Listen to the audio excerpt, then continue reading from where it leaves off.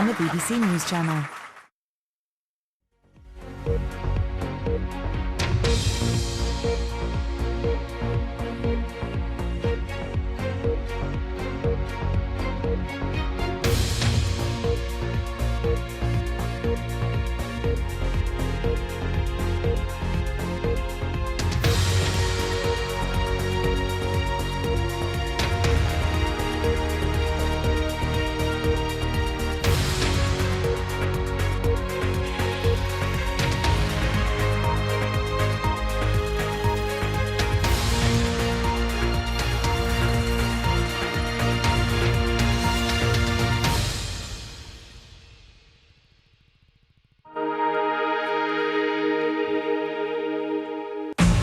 Hello, this is The Briefing. I'm Samantha Simmonds. Our top story.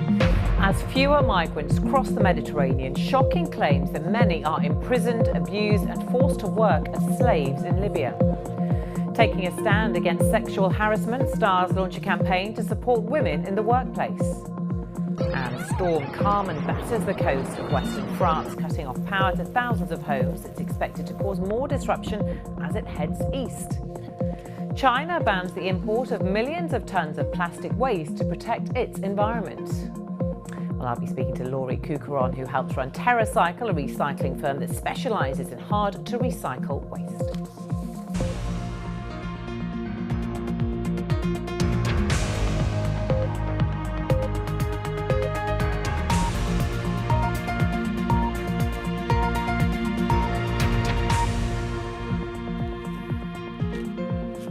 A very warm welcome to the programme, briefing you on all you need to know in global news, business and sport.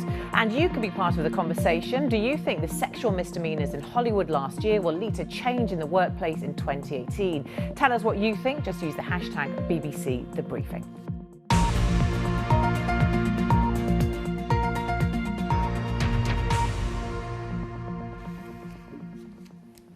Now, hundreds of thousands of migrants are stuck in Libya after the number trying to cross the Mediterranean Sea to Europe has been reduced by police patrols. A European Union policy of encouraging Libyan groups to monitor its coastline has reduced migrant travel by 70%, that since last July. However, the UN has called living conditions for the majority of African migrants inhumane. Over 5,000, mainly Nigerians, have been repatriated, and those returning from Libya have told harrowing stories of abuse. In this special report, the BBC's Stephanie Hegarty went to the city of Benin in southern Nigeria to meet those recently released. Many of those who've walked the streets of Benin have dreamed of going to Europe. Jackson and Felix almost made it.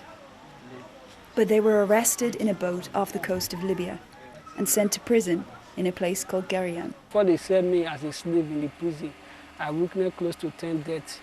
The Mudi that used to guard us, which is the Arabu man, he came at the night, he now counted 20 of us. Take us to the farm and work for a farm, harvest onions. We walk, no food.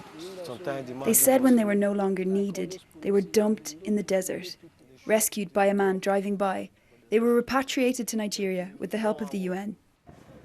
We spoke to several Nigerian migrants, cross-checking the details of their stories, and each told us of the same horrifying trend: prison authorities leasing or selling migrants to local businesses as labour. It's a new development in a dark and brutal industry in which traffickers and prison guards extort migrants, forcing them to buy their freedom. There were a connection man there that normally have the connection to the Mudi, that's the director of the prison. He will call them and he will beat them out. Mac Agayere was arrested in Libya in 2015 and brought to prison in a town called Zawiya. In that 5 months, God now used a man. I thought it was my Messiah. I never knew he's a bad person. He says the man bought his freedom and forced him to work for nothing. After 3 months, Mac refused to continue. They all called their brother. They now used barbed wire to tie my hand, tie my leg, and push me inside the car. And they now took me back to prison. Back in prison, he was told he was going to be deported. Instead, he was taken to Garian for 7 months. How many people did you see die there? Almost 20 of them. In this hotel in Benin City, about 200 men and women who have just arrived from Libya are being processed and received by the authorities here. Many of them have stories of abuse and mistreatment at the hands of the authorities in the Libyan detention centres where they were held. And at least 3 people that I've spoken to so far told me they were forced to work for free or sold as slaves. Most times they come to our caravan, they pick like 6 persons, we take them out to do their dirty jobs, the farming, the bricklaying works, to feed their cattle. They give us out to their friends. They take us to their house. They use us, they don't feed us. The information came to us that they told our Nigerian ambassadors that Nigerians are no more in the prison because they want to make money from us. Again and again, Garian prison is mentioned as a place of terrible abuse. It's run by Libya's Ministry of Interior, which itself is run by 2 militia groups. Libya is in the middle of a civil war, and these militia are only nominally under the UN-recognised government in Tripoli. The Libyan Interior Ministry didn't respond to our attempts to set up an interview. The UN's migration agency says there are about 700,000 migrants still stuck in Libya. Several African governments have stepped up efforts to get their citizens home, and thousands have been repatriated in the past few weeks. Carrying untold trauma, those that do come home have to begin the hard work of rebuilding their lives. Stephanie Hegarty, BBC News, Nigeria. Now, more than 300 women from Hollywood's entertainment industry have launched an initiative to tackle sexual harassment in workplaces. The campaign is called Time's Up, and it includes Hollywood stars such as Cate Blanchett, America Ferrera and Eva Longoria. It's going to provide legal support for women and men who suffer abuse. Well, we can talk now to the entertainment journalist KJ Matthews, who joins me from Hollywood. Hi, KJ. Thanks very much for talking to us here on The Briefing on BBC World. Tell us more about this campaign, because they've already raised more than $10 million, haven't they, towards it? Tell us how it's going to work. They're moving fast. You know, what's interesting that I've learned about this new initiative that kicked off on Monday here in the United States is that it's really been in the works ever since the Harvey Weinstein story broke back in October. There have been dozens and dozens of actresses, talent agents, lawyers, CEOs within Hollywood meeting every single week to say, what can we do to make sure this change is lasting? And what kind of initiatives can we put in place to make sure that things change? We don't want to lose this moment and just hashtag it to death. We want to make sure that Hollywood understands that things need to change, and here's how it needs to change. So they basically, after 4 months, came up with an initiative called Time's Up, meaning time's up for you to stop sexually harassing women in the workplace. Time's up. It's time for you to pay them equally. Time's up. It's time to get rid of NDAs, non-disclosure agreements, and that they've had it. So they basically have 4 objectives that they're looking forward to. The first thing you mentioned, which is the Legal Defense Fund. So far, it's raised $13 million from a few Hollywood bigwigs that have donated a couple of millions of dollars. And what they want to do is use that fund to help blue-collar women who may be facing sexual harassment or sexual misconduct and have reported it to their human resources office and face backlash. Many of these women in these circumstances do not have the money to fight big companies. That's where this legal defense fund will come in and help women who are in a blue-collar workforce who do not have the money or the power to fight back against this. The second thing they want to do is eliminate non-disclosure agreements. These are the agreements that many women who, once they report sexual harassment or sexual misconduct and a company wants to eliminate them or come up with a settlement, they often agree to pay them a certain amount of money in exchange for their silence, meaning they can never talk about any of the allegations with anyone ever.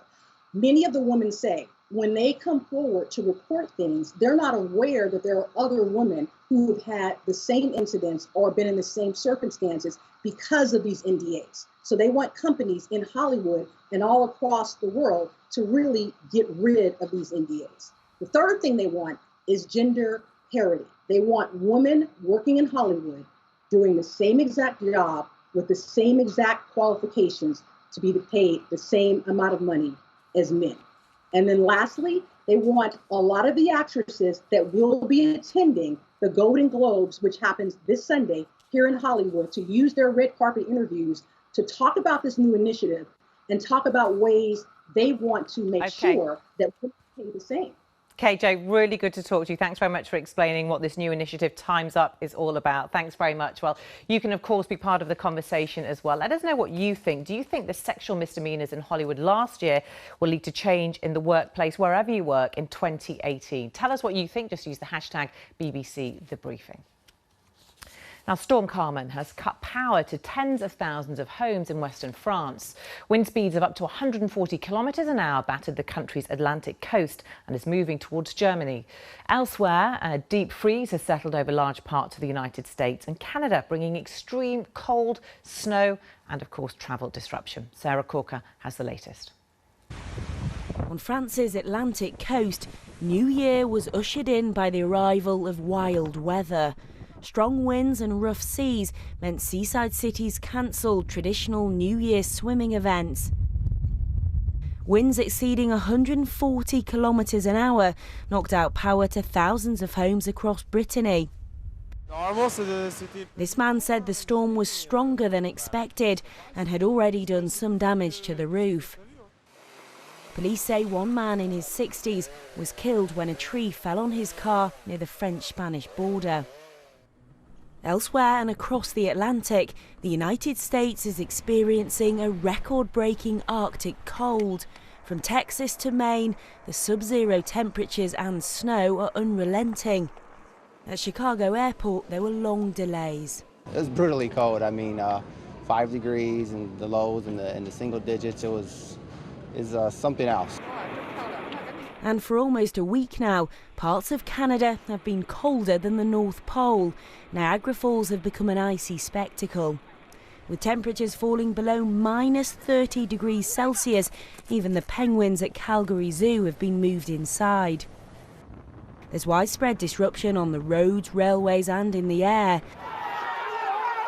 But for these brave souls in Pennsylvania, it's never too cold for a New Year's dip. Sarah Corker, BBC News. Now let's brief you on some of the other stories making the news. Police in Germany are considering whether to charge a politician from the far-right AfD for inciting hatred after she made anti-Muslim comments on social media. On Twitter, Beatrix von Storch accused German police of appeasing what she called barbaric gang-raping Muslim hordes of men. The Metropolitan Police are investigating the murders of 4 young men across London after they were stabbed to death in unrelated attacks in the space of 15 hours. So far, there have been 5 arrests in connection with the incidents. The Mayor of London, Sadiq Khan, has said he will work tirelessly in 2018 to stamp out what he called the scourge of knife crime. Air accident investigators in Australia say it could take months to establish why a seaplane carrying a prominent British businessman and 4 members of his family crashed into a river near Sydney on New Year's Eve. Richard Cousins died along with his fiancée and her daughter. The pilot was also killed, as well as Mr. Cousins' 2 grown-up sons. Now, the Spanish Economy Minister, Luis de Guindos, has estimated the dispute over Catalan independence has cost Spain more than $1 billion. He said this was due to the slowdown in the Catalan economy after the unauthorised independence referendum. Well, Dr. Stephanie Hare is an independent political risk analyst and joins me in the studio, as you can see. Warm welcome to you. Happy New Year. Thank you very much for coming in. So what do you make of this figure, $1 billion? And this is obviously going on over several months, but it's hugely damaging to Spain's economy. I'm really interested in comparing this to the Brexit parallel, for instance, right? So this only started really in October. I mean, there's been drumbeats of Catalan separatism for a while, but it really escalated in October, and then we've just had the vote on December 21. So to have €1 billion fallout, I would want to see a breakdown of the numbers for that, and I'd also want to see if it's actual job losses or just the legal headquarters that are moving of so many companies and banks out of Catalonia, largely going towards Madrid. Yeah, so, I suppose we want to put this in context, don't we? This is Spain's economy minister. Spain doesn't want Catalan to break away. Exactly. So you're saying, suggesting there might be a vested interest here. Yeah, I'd like to see what Brussels figures are on this. I'd like to see if the Catalonian separatist movements agree with these figures, etc. So you're right, there's an angle to be played here. But, you know, political uncertainty does have consequences for business. Yeah, but there's still that uncertainty, isn't there? Because despite the election, with the pro-independence parties coming out slightly ahead, it's still not clear what's going to happen. Well, exactly. I mean, 2018 is looking like a mess for them, and it's a really difficult issue because the separatists have won the vote on the December 22nd or 21st referendum. So now what? How do they square the circle? Yeah, we'll see, won't we? Stephanie, thank you. We'll see you a little bit later for the papers. For now, though, thanks very much. Stay with us on The Briefing. Also on the programme, Scotland's bookshop by the sea. Your chance to read, relax and even run the place.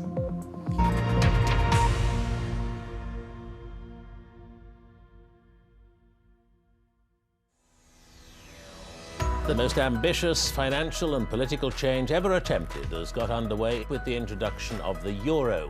Tomorrow in Holland we're going to use money we picked up in Belgium today, and then we'll be in France, and again it'll be the same money. It's just got to be the way to go.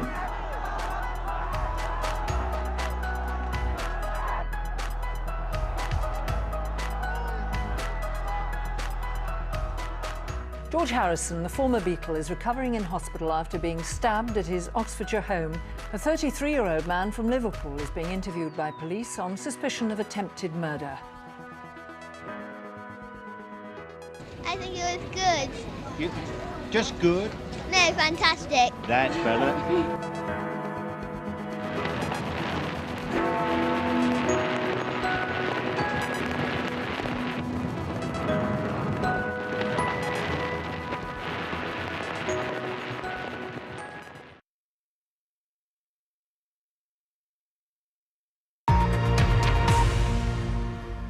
You're watching The Briefing. Our headlines. New claims that many African migrants are being imprisoned, abused and forced to work as slaves in Libya.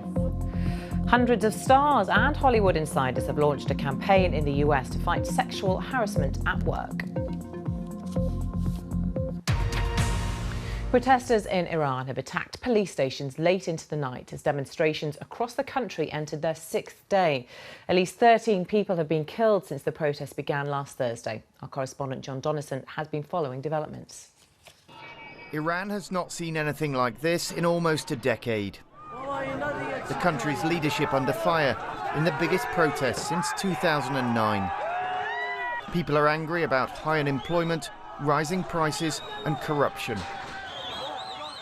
Police stations have been attacked. Authorities say one policeman was shot dead on Monday in the town of Najafabad. 3 other officers were injured. But in recent days, the country's elected president, Hassan Rouhani, has sought to downplay the protests and their significance, saying they were being instigated by Iran's enemies. Our victory against the US and the Zionist regime is unbearable for our enemies. Our success in the region is intolerable for them. They're after revenge and are trying to provoke people. But so far, his words have done little to stem the protests.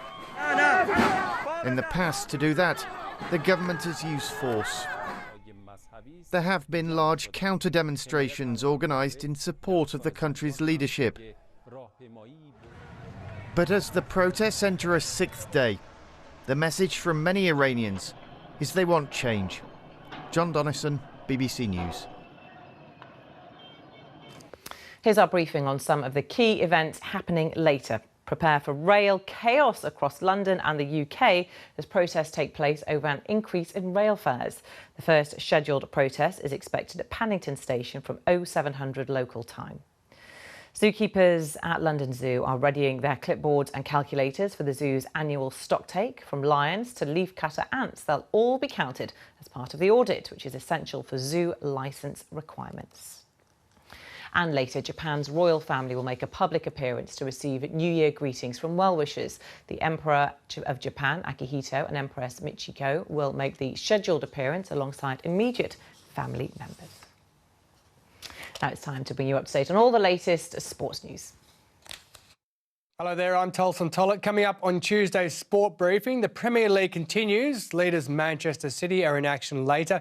They and Europe's big clubs can register new players from today, so watch out for the start of big spending and what could be a huge transfer window. There's a new darts world champion, and we even have a father and son duo sent off in the same football game that's making waves on social media.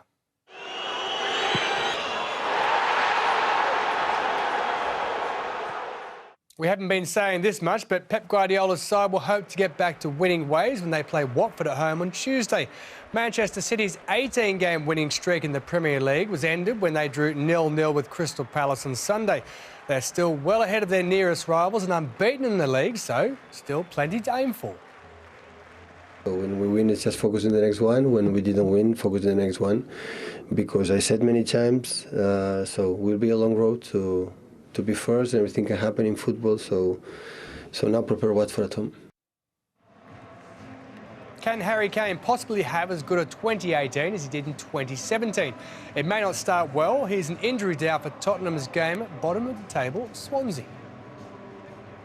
The semi-finals of the Gulf Cup take place on Tuesday in Kuwait City. They've never won it, but Bahrain start as favourites against 2009 winners, Oman. The other semi is the United Arab Emirates against Iraq. The UAE have won the tournament twice before, most recently in 2013. Their opponents Iraq last won it for the third time back in 1988.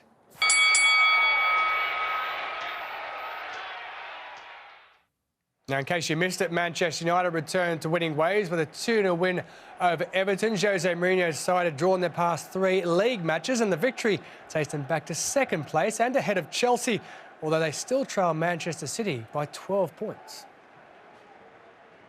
Lovely goal. I think it's the performance of the team today was great. That helped us to create more chances, be more confident, shoot. Because if you don't shoot, we cannot score. I think we did it today very well. Liverpool extended their unbeaten run to 16 matches as Ragnar Klavan struck late for a 2-1 win over Burnley. Jurgen Klopp's side are now 6 points clear of 5th placed Arsenal, who don't play until Wednesday. To the NHL, where the New York Rangers scored a goal in overtime to win the 2018 Winter Classic 3-2 over the Buffalo Sabres. The match, played in front of almost 42,000, saw JT Miller score a power play goal to hand the Rangers victory at the home of the New York Mets baseball team, also taking the Rangers to a 4-0 record in outdoor regular season games. In darts news, Rob Cross playing his first ever PDC World Championship has shocked 16-time world champion Phil the Power Taylor to win at Alexandra Palace in London. The match was the last of the 57-year-old Taylor's career before retiring, but Cross prevailed with plenty of room to spare in the end, beating his English compatriot by 7-2. And what might catch your eye on social media? Well, we may have a football first. A father and son were sent off in the same game. Forest Green Rovers are bottom of the 4th tier of English football. When midfielder Charlie Cooper was sent off for a foul, his father Mark, who manages the club, protested so much that he was also dismissed and sent to the stands. Plenty of people enjoying the novelty. And you can get all the latest sports news at our website. That's bbc.com/sport. But from me, Tolson Tollett, that is your Tuesday Sport Briefing. Now, reading more books is a popular New Year's resolution, but how about reading an entire bookshop while actually running it at the same time? That's what holidaymakers are being given the chance to do in Wigtown in Scotland. It's proving so popular, it's booked solidly until 2020, and the concept could soon be branching out into Asia. Our Scotland correspondent has been to take a look and have a read. Between the hills and the sea in southwest Scotland is a small town where they like their books a lot. Wigtown is Scotland's national book town, and among the many bookshops here, one is available to rent for a week at a time. It's run by enthusiasts who want to be surrounded by books while trying their hand at selling some too. Right, Helen MacDonald. Alison Drury is a police community support officer from Bicester, but not this week. Instead, she is stacking bookshelves and shifting stock. You are paying for the privilege of running a bookshop for a week. What do your friends make of it? A bit of a mixture. I think some of them think that I'm a bit eccentric and think that it's a very strange thing to do. By the same token, I've got some friends who think it is extremely exciting and are very excited for me and actually a bit envious. Have you been enjoying it? I have. You can tell, can't you? The temporary bookstore boss has free rein. Displays can change, so too can the promotions. The chance to run a bookshop for a week or two has proved popular. People have come from as far away as New Zealand, North America and South Korea to run this place. There was a couple in their 80s who came on honeymoon. and others who liked the town so much that they stayed. The shop, which once came close to closure, turned around by those who have a dream of running a bookshop and want the chance to test it out. I think in everyone's life you have that what if voice. What if I just owned a bookshop by the sea in Scotland? We want to give people the opportunity to do it. This is actual real virtual reality where you can come and be in a bookshop and feel the cold and read the books and enjoy the community and kind of have the little surprises of an adventure along the way. And if those who've come on their bookshop holiday are looking for ideas, with Wigtown boasting 14 bookshops, there is plenty here to inspire. We love our bookshops here. We love our books, and we've even got people coming from far and wide to run a bookshop in Wigtown. Imagine that. I mean, it sounds a crazy idea, but what a fantastic thing for Wigtown, opening Wigtown onto the world, encouraging people to come and share our love for books. That passion for selling books may be spreading. There's interest from a Chinese firm looking to open its own version of the open book holiday business. OK, best of luck. So successful has this Scottish one been, it's booked up for the next 2 years. Lorna Gordon, BBC News, Wigtown. Does sound like a great holiday, doesn't it? Stay with me on BBC News. I'll be back with a business briefing in just a few moments. We'll have more on Beijing's ban on waste imports and the impact that will have on recycling in the rest of the world. And also tell me what you think about our talking point today. Do you think the sexual misdemeanours in Hollywood last year are going to lead to change in the workplace in 2018? We've now got Hollywood launching a new campaign to help other people who are suffering from sexual harassment. They've raised over $10 million. Let us know what you think. Just use the hashtag BBC The Briefing. I'll be back shortly.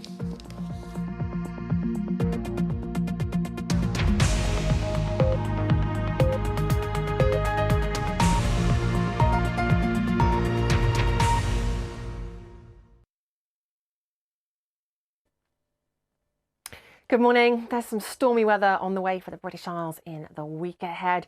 Very windy, perhaps gales for many of us, and even severe gales for some, and some heavy rain to boot. All of that said, it's actually quite a quiet start to the day today, quite a chilly one as well, with clear skies and light winds overnight. Temperatures in some spots have dropped down close to freezing. The fine start, though, will be pretty limited. This weather front keen to move its way in from the west, bringing a wet rush out to Northern Ireland, the rain fringing into western Scotland. Further east, some sunshine and a frosty start. Cloud pushing towards northern England and the Midlands, perhaps some early brightness further east. For Wales, though, and the southwest of England, the wind already picking up and the rain arriving pretty promptly too. The rain will be heavy, but it is going to move through pretty quickly. So for the likes of Wales and the southwest and Northern Ireland, should see a much improved picture even by mid-morning. The rain then across eastern areas lunchtime and pushing out into the North Sea through the afternoon. We may, though, see it falling as snow for a while across the high ground of northern England and Scotland. So do just bear that in mind. Bit quieter through the afternoon, not for long. This is our next area of low pressure that's going to come spinning across the British Isles overnight Tuesday into Wednesday. Widespread strong winds, a swathe of gales, maybe even severe gales across the central region of the British Isles. Some heavy rain too. And even as this low heads off into the North Sea on Wednesday, it still leaves us with widespread strong winds and a continued risk of gales and some pretty meaty and nasty showers. Heavy rain, squally winds and some hail and thunder too. So a very lively day on Wednesday. Quite chilly to the north. To the south, temperatures still just about managing to get into double figures. As for the rest of the week, well, form an orderly queue from the Atlantic areas of low pressure. Here comes our next one for Thursday and Friday. Wet weather sweeping up from the southwest on Thursday. I think all areas experiencing strong winds on Friday, and again, yet more rain. Perhaps on Thursday, something a little drier and brighter in eastern areas, but this rain will push its way right the way across the British Isles overnight Thursday into Friday. And then Friday, well, we're somewhere underneath this swirling area of low pressure. All areas experiencing strong winds. There could be some heavy rain at times too, and starting to turn chillier on Friday as well.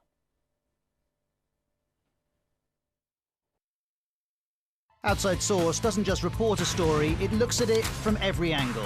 Live data visualizations help us understand what's happening and what it means. Interactive maps take you from a global view right down to street level, Real-time reporting and reaction from social media means you get the latest as we do. And the BBC's unparalleled global expertise allows us to reality check the biggest stories. News for a digital world, Outside Source, with me, Ros Atkins, tonight at 9 on the BBC News Channel.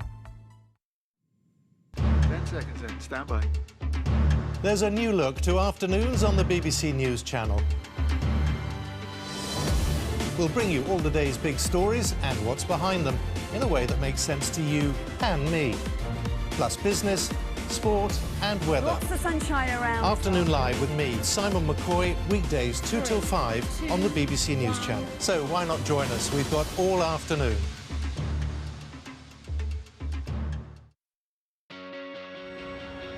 Every destination has new secrets to discover. Wow, this place is just hewn out of rock. It's incredible to believe that no one really knew about it. The Travel Show is your passport to unique places. People here have found an ingenious way to harness nature. And unforgettable experiences. This is so beautiful. Whoa! See the world differently. The Travel Show this weekend on the BBC News Channel.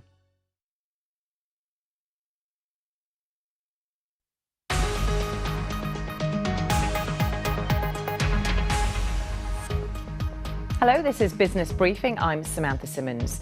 Cleaning up its act, Beijing bans the import of plastic waste. We ask what impact that will have on nations that rely on China to recycle their rubbish. Investors focus on the price of the black stuff in 2018 as China edges closer to opening its own market to trade in oil futures. And on the markets, well, Asian stocks kicked off the new year on a high, led by investors in Hong Kong. The Hang Seng saw its highest level in a decade. Plenty more on that. We'll get the latest from Singapore coming up.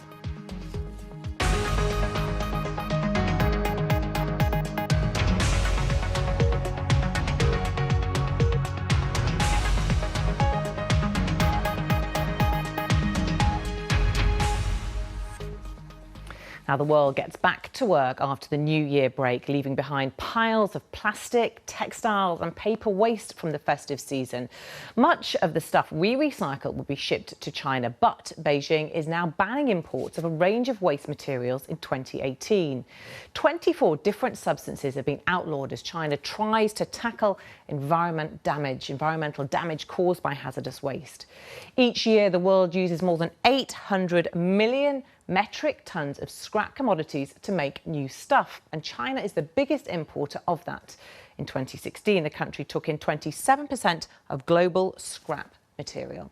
Plastic is one of the most environmentally damaging materials, of course, yet plastic production is expected to grow by 40% over the next decade.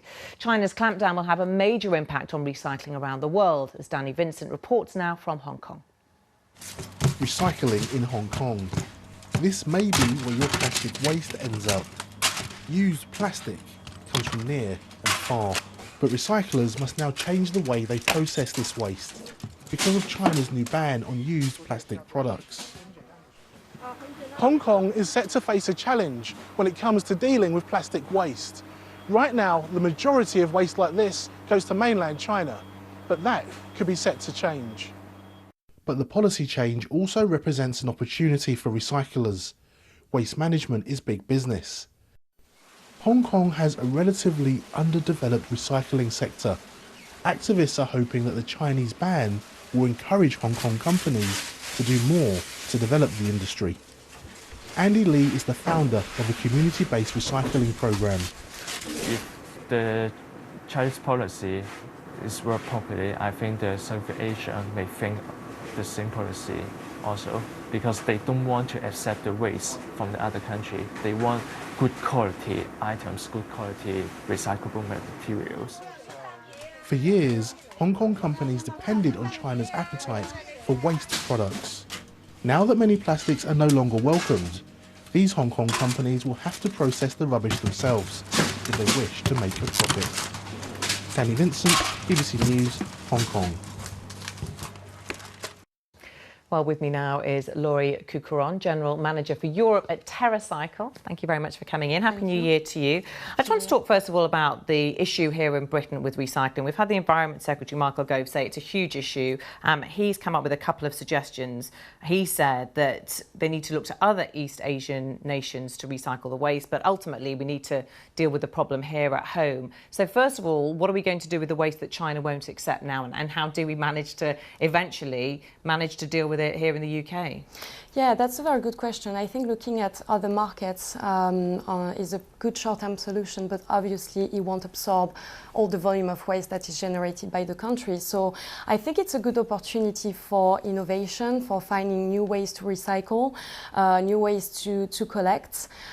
So I think in the short term it might be challenging, but I think it's probably a good start to push more innovation forward.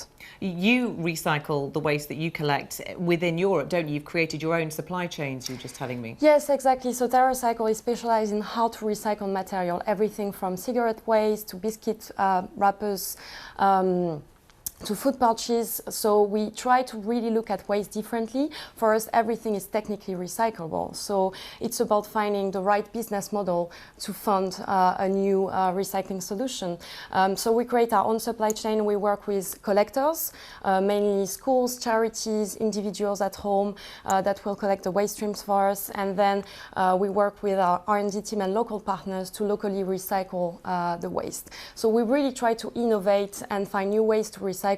Everything is recyclable. It's just about finding the right economics behind it. Yeah, the issue that we're going to have in this country, and I imagine around the world, is that there isn't going to be that infrastructure in place in the short term to deal with it. So a lot of this stuff is going to have to be incinerated, which itself is damaging for the environment. Of course, and that's a very bad news, I guess. But I hope this will really, we'll make sure that we can actually innovate quickly, but in the short term there will be damaging solutions for the environment for sure. Okay, Laurie Cucuron, really good to talk to you. Thanks for coming in. Thank you. Now, scientists have been developing a breakthrough gene editing technique called CRISPR, hoping it could treat thousands of genetic diseases. But critics are worried about safety and ethics. In the latest episode from our Disruptor series, we hear from one biotech firm at the cutting edge.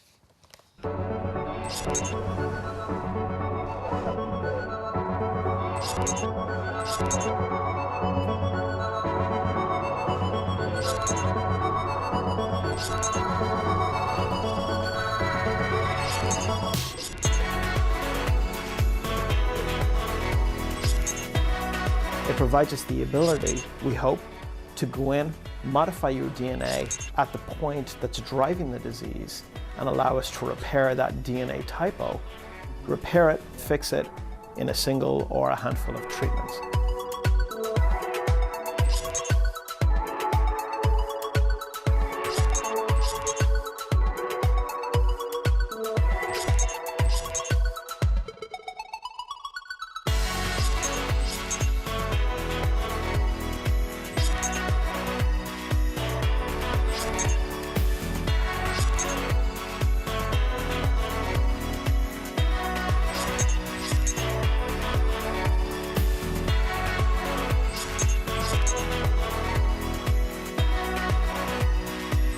This technology has the potential to revolutionize healthcare as we know it today.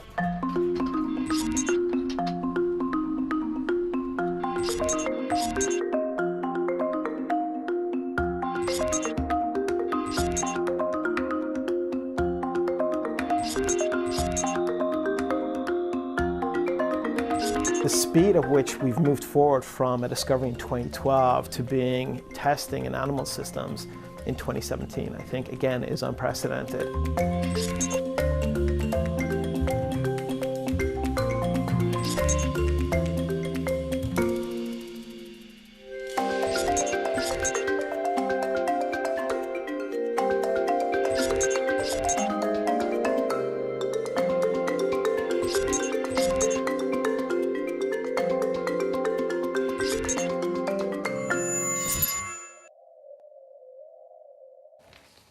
Over to Asia now, where stock markets began 2018 in good cheer. Let's get more from our Asia Business Hub with Mariko. Oi, Mariko, welcome to you. So what's going on here? The highest market reach in 10 years.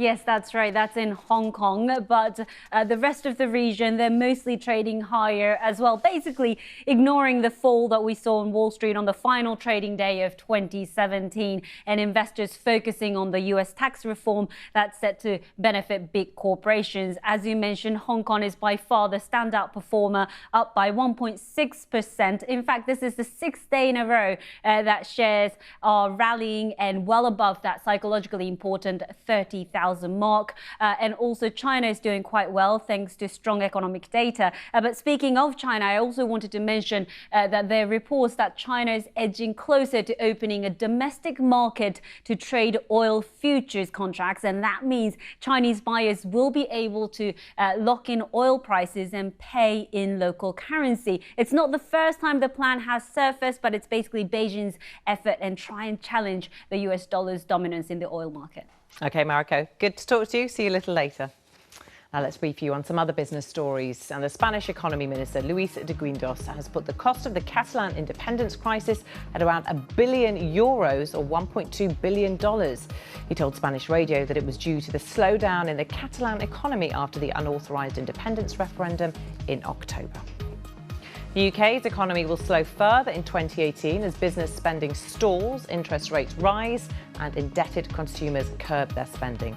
That's the gloomy view of more than 100 leading economists in the Financial Times annual predictions survey. China has long been one of the world's biggest markets for ivory, but as of 2018, all trade in ivory and ivory products in the country is now illegal. The move is being hailed as a major development in efforts to protect the world's elephant population. That story is popular on bbc.com.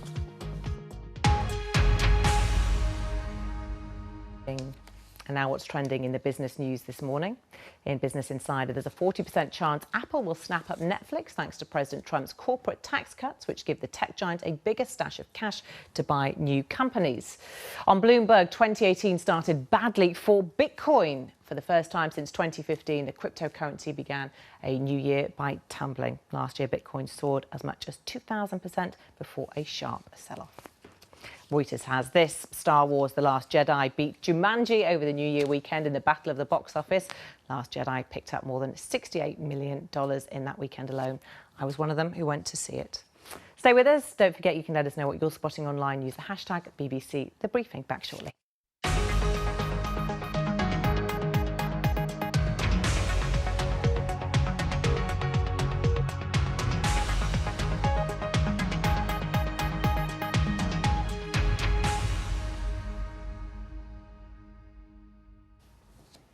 At least 3 unhealthy snacks and drinks a day. That's how much the average child in England is consuming, say Public Health England. It's something they want to change by creating a new rule of thumb for healthier snacking. Look for 100-calorie snacks to a day max. James Gallagher has more. Half the sugar us kids eat and drink each year comes from snacks and sugary drinks. Kids get through a mountain of sugary snacks each year. Cake, ice cream, pop, juice, biscuits, sweets and chocolate. Children eat 3 times more sugar than official advice. Just over half of it comes from snacking between meals. It's one reason more than a quarter of children have rotten teeth by the time they turn 5. This Public Health England campaign is warning that snacking has got out of hand and is increasing the risk of type 2 diabetes, heart disease and cancer. We're very concerned about snacking. Our children have unhealthy diets, they're eating too many calories, they're eating too much sugar, and snacking is part of the problem. We're encouraging parents to be aware of snacking and to try and cut back and replace unhealthy snacks with better snacks. So how do parents feel about snacking? I know kids like sweets, but you know, and all the sugary stuff you get from shops and McDonald's and things like that, but it's for the parents to keep an eye on them and their intake. Public Health England is advising snacks are limited to just 100 calories and eaten no more than twice a day. It says fruit and veg are ideal, and even malt loaf, fromage frais that's low in sugar, and crumpets are better than anything you'll find in the confectionery aisles. James Gallagher, BBC News. Coming up at 6 o'clock on Breakfast, the team will have more on the rise in UK rail fares, which at an average of 3.4% amounts to the largest increase for 5 years. The programme will have analysis on why it's happening and reaction from passengers.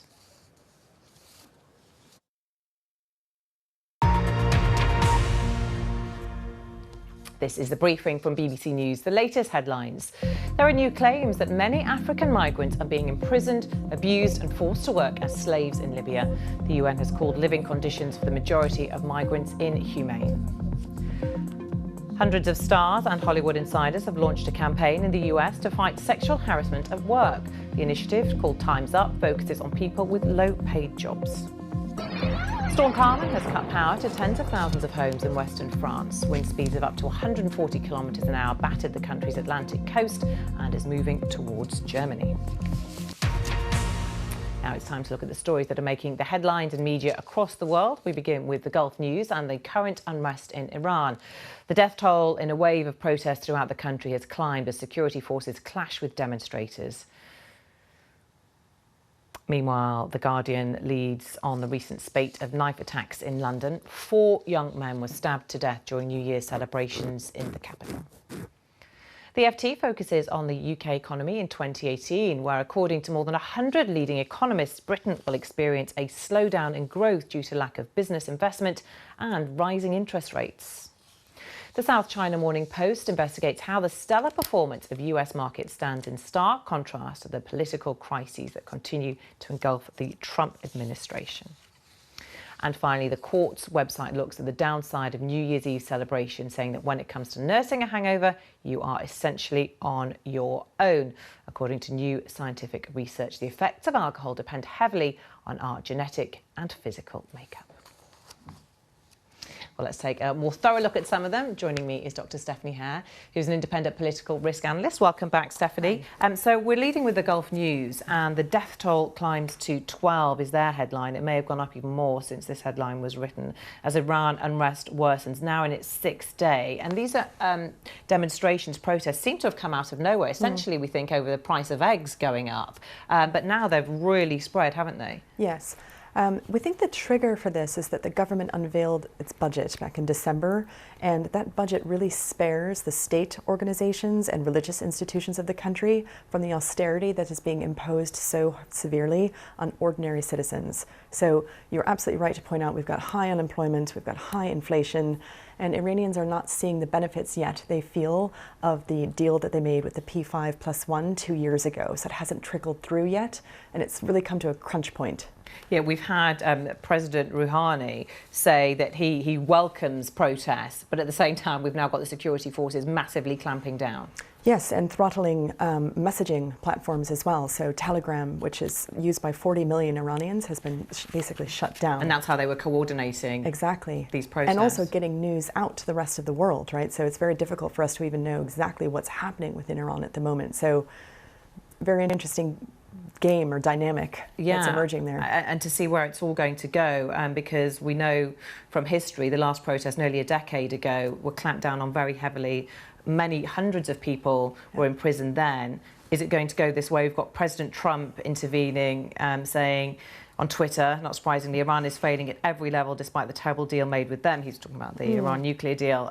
So he's intervening. Iran, he said time for a change. Iran said none of your business. Is it helpful, his intervention? Well, I think what's different about this particular episode is that, unlike what happened in 2009, we don't have a very clear leadership of these protests. We're not really even sure what people want yet. So it could be a case of, if there was a way to tweak that budget and give people some relief, perhaps that could fizzle out. Now, it could also go completely, another direction. It's very difficult to predict in something like this, but I think it's probably less going to be about any intervention from a foreign power or commentary over Twitter than about easing economic pain. OK, let's take a look at The Guardian now. And they're talking about fatal stabbings here in the UK, specifically really in London, with a spate of attacks over New Year's Eve, taking the death toll in the capital to 80 last year. It's a huge number. I'm talking about the issues involved. Why is the number so high? Well, it's interesting because I remember back when they were, they're saying here that the height of knife attacks was something like 2008, and now we've seen a resurgence. So for a while it had dipped, and now it's coming back up. And it's a great question. It tends to be among younger men. It tends to be in urban areas, but it's it's happening across the country. And so far, London Mayor Sadiq Khan has struggled to get it under control, but it's a top priority for him. So I don't think we know necessarily what's led to it yet. There seems to be a problem with understanding the cultural root causes of it. And I guess until that happens, putting posters up, certainly people who are critical of the government's response are saying, putting posters up say don't carry a knife. Well, it's not going to work. Actually, you need to get into schools, get into communities and try and understand the issues to deal with it, right at the root cause of it all. Well, and also the head of London's Metropolitan Police, Cressida Dick, was also saying that we need further police resources on it. So I just think it's very interesting that we had that spike in 2008. It's gone down, it's come back up. What's changed? Yeah. OK, let's move on to the Financial Times. A quite alarming headline here. Growth is going to slow to 1.5%. This is according to a leading poll of economists, something they do at the beginning of the year every year, don't they? What do you make of this figure?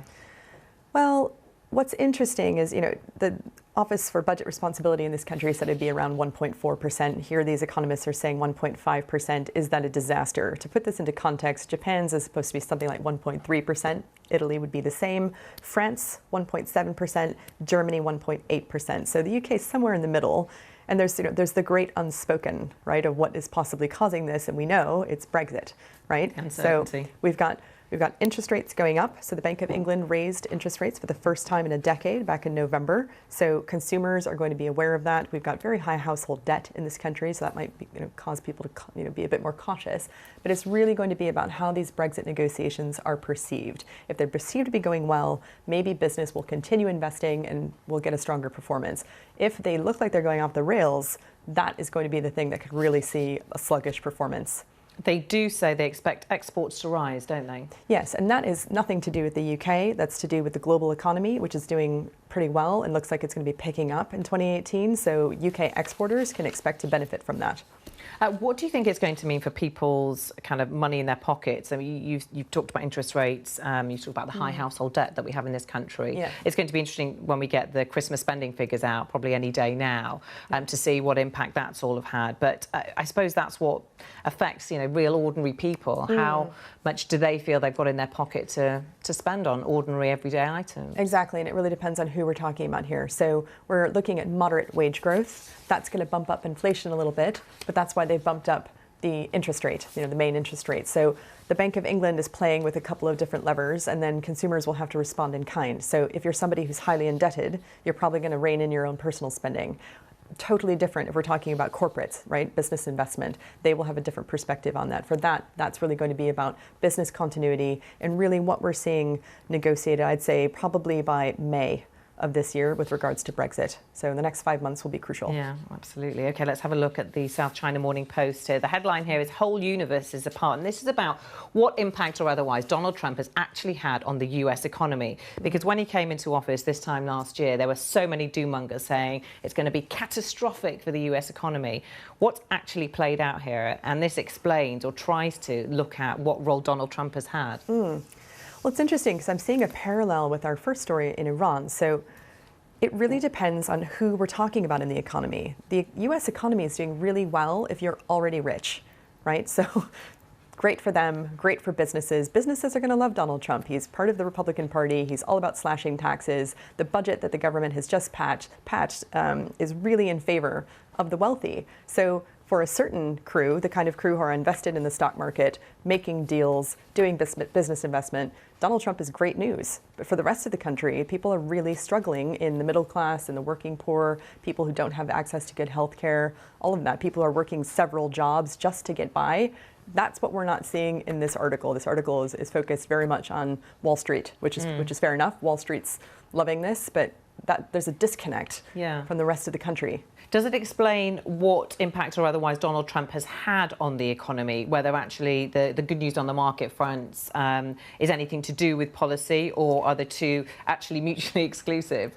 I mean, it's a salutary lesson for anyone doing political risk, right? So he makes so much noise, he generates so much light and heat, but really, is the US economic performance more about how the rest of the global economy is doing, right? What's happening with the price of oil, what's happening with emerging markets, which are expected to, the top emerging market economies are looking at 5% growth this year. what's actually important here. It might not be as much as we think about Donald Trump, and far more about macroeconomic factors and things that are more long term. And is that possibly a good thing? Well, we'll have to see what 2018 I plead the fifth, as Americans say. We'll see what 2018 holds. So far, also quiet on the tweeting front. So there's a funny story here in Time all about hangovers. Many people will have been nursing those yesterday as they welcomed in the new year. And this story basically says, you know, over the years, decades, hundreds of years, I'm sure there's been all kinds of suggestions as to how you deal with a hangover, the best way to cure it. And this article is saying, actually, they're all a load of tosh. But we all have that friend who seems to be able to go out and have a really good night out, and the next day is fine, whereas you're sort of, you know, wearing your sunglasses and asking for no noise. So hiding in your bedroom. Yeah, probably prevention is better than cure. So what is it? So is the issue that actually it has nothing to do with the cure? It's to do with your own body and how much you've drunk and different people metabolize alcohol at different rates. It's the kind of alcohol. So if you're drinking wine all night versus spirits, you know, there's people who have this down to a fine science. And there's also the fact that you're dehydrating because you're drinking so much alcohol. So should you be having more water, go to bed with some paracetamol. Have a fry up the next day. What about that old line the stomach with milk before you go out? I'm not sure about that one. Never appealed to me. Stephanie, thank you so much for taking us through the papers. Thank you. Well, thanks for watching The Briefing. From me, Samantha Simmonds, and the rest of the team, goodbye for now.